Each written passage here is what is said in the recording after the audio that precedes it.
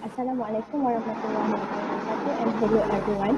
Welcome to the Group 12 presentations. First of all, let me introduce our group members.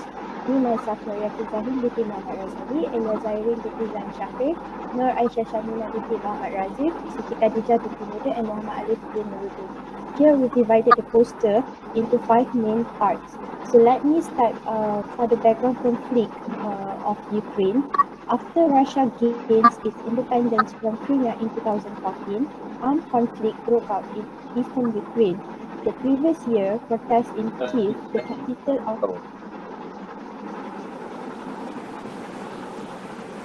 The previous year, protests in Kyiv, the capital of Ukraine, were greeted with a brutal crackdown by state security forces when President Viktor Yanukovych of Ukraine rejected an agreement for greater economic integration with the European Union. A wider scale of protests and escalation of the conflict led to the President Yanukovych's departure from the nation in February 2014. But in March of 2014, the Russian military invaded Crimea in an attempt to secure their bases there. Protecting the rights of Russian people and Russian speakers in Crimea and southeast Ukraine was a priority for Russian President Vladimir Putin. After a serious political of the referendum, Crimeans decided to join the Russian Federation, prompting Russia to formally annex the peninsula. The crisis worsened ethnic tensions, and 2 months later, pro-Russian separatists in eastern Ukraine's Donetsk and Luhansk regions staged a referendum to proclaim independence from Ukraine.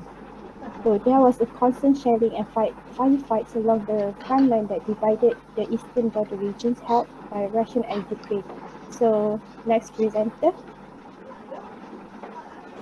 Thank you so much, Yaqin. Very briefly, my name is Ellya Zaireen, and I'll be talking about the methods done in order to alleviate the Ukraine crisis or for the livelihood of the Ukrainian people. The first thing that we could see is that there are multiple organizations, international organizations, that were actually continuously supporting the people and the refugees from Ukraine in order to protect them, in order to make sure that they are safe. And one of those international organizations is actually UNICEF, which was concerned with the Ukrainian children. Another one would be the UN themselves that have launched an urgent humanitarian appeal for a $1.7 billion in order to deliver life-saving humanitarian support. So, and the last one that we took for this poster is from WHO, which is the World Health Organization. They have actually started running a fund collection in order to assist the medical issue of the people in Ukraine and the refugees, which includes medical supplies, medical personnel, and all these methods are all in good conscience in order to help and to assist the Ukrainian people, refugees, or in Ukraine. Next presenter, please. Thank you. Now, Siti Khadijah binti Muda will talk about the results of war tension in Ukraine. The war tension in Ukraine has resulted in humanitarian crises such as lack of food and water supply.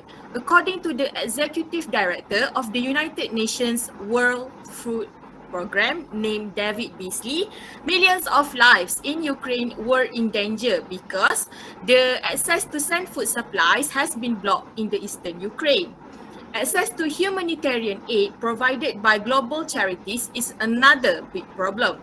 Russia's refusal to comply with basic humanitarian law has made it difficult to create sustainable humanitarian corridors in Ukrainian territory, meaning that the aid is not reaching parts of Ukraine that really need it. Beyond the suffering and humanitarian crisis from Russia's invasion of Ukraine, the entire global economy will feel the effects of slower growth and faster inflation.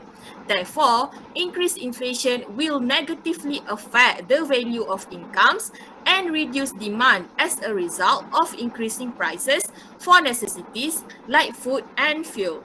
Apart from that, interestingly, Ukraine is the largest exporter of sunflower oil in the world. Not only that, Ukraine was the 5th largest producer of wheat in the world. However, A Russian blockade is currently in place, and this affected Ukraine's Black Sea ports. Black Sea ports are an important place to export goods.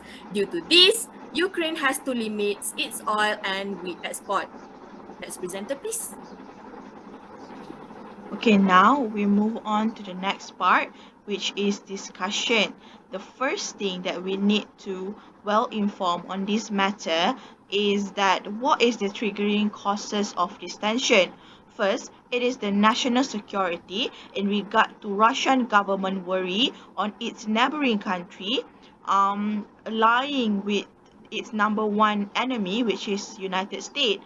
Second is the involvement of Western allies, especially European Union, NATO, and United States, that has been obsessed with pushing Ukraine into joining NATO. Third is the independent moves. Ukraine has been putting end to make its government as the independent state, but Russian government refused to recognize it. Second discussion is the violation of law. Russia is said has been breached the international humanitarian law when the troops were targeting the civilian area and assaulting the non-combatant and protected person under principle of war.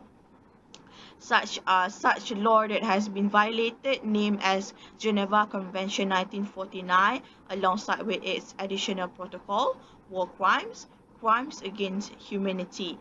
And then we move to the reaction and responses from global community. We can see that countries imposing sanction on Russia, and they supporting Ukraine in economic sectors and also troops help. Now we move on to the recent update on the tension. It can be seen that Russia has been increased attack to the Ukraine state, causing many deaths of civilians and internally displaced person. Now, the end of this discussion is, will the war be ended, or it will lead to another war known as World War III? But you have to say that it's either both of government come into negotiation and agreed to a certain agreement, because World War III is impossible. Countries all over the world would try their best to refrain it from happen, because we know if World War III is happening, we are at the end of the civilization. Move on to the next presenter.